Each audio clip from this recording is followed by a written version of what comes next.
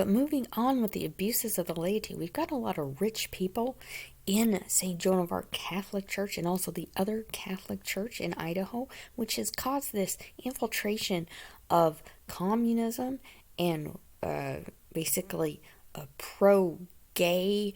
There's transvestite cross-dressers now in Idaho, and you've got to wonder, where did the Catholic Church go wrong? We know the state has messed up laws, but it's really the Catholic Church that is the light of the world, and they are the role model for the state and for the people.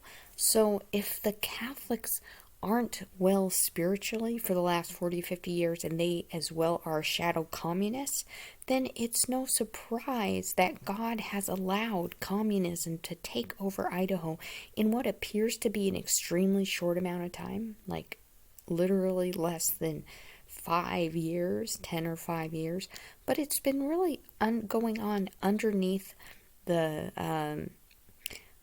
scene for the last 40 or 50 years. And as Pope Leo XIII said, it goes back farther than that to the turn of the century, where it really started to go wrong. And we can model that after the women's lib, which I completely disagree with women's lib and women's suffrage. I do not think women should vote, because the man is really truly the head of the household, and he's the head of the woman, and he is a model of the Eternal Father and of Christ, being men. We know angels appear in the male form, so we know that God values especially the man and his power, so to speak, over his dominion over all of society, and especially in governments. And lately we've seen, especially, I looked into Canada and I couldn't believe how many women were in these political roles in Canada, and we've seen Canada go downhill so quickly. It used to be such a quiet place, so to speak. You could just, if you had a birth certificate, you could cross over, and there was really nothing there. I mean, it was nice. And now you've got Canada harassing its own citizens so much, and you've got all the errors of communism entered very quickly. You've got people losing their kids in custody battles and all this child, hoax, child abuse accusations coming from the government, especially if you're a Christian. And that's true in America, and the priests like to cover it up, and they like to annul everything and kind of write it off. But God does not write things off. That's why we have to do penance for our final judgment. And that's one thing I was saying about Father Gordon. He really thinks he's already been saved, and he's very arrogant. If you talk to him and try to tell him that there's priests in hell, he doesn't want to hear it, and he just basically lords himself over you. Well, I'm a priest, and that's really one of the worst attitudes you can have, because the priest is the servant of the people, not the Lord of the people.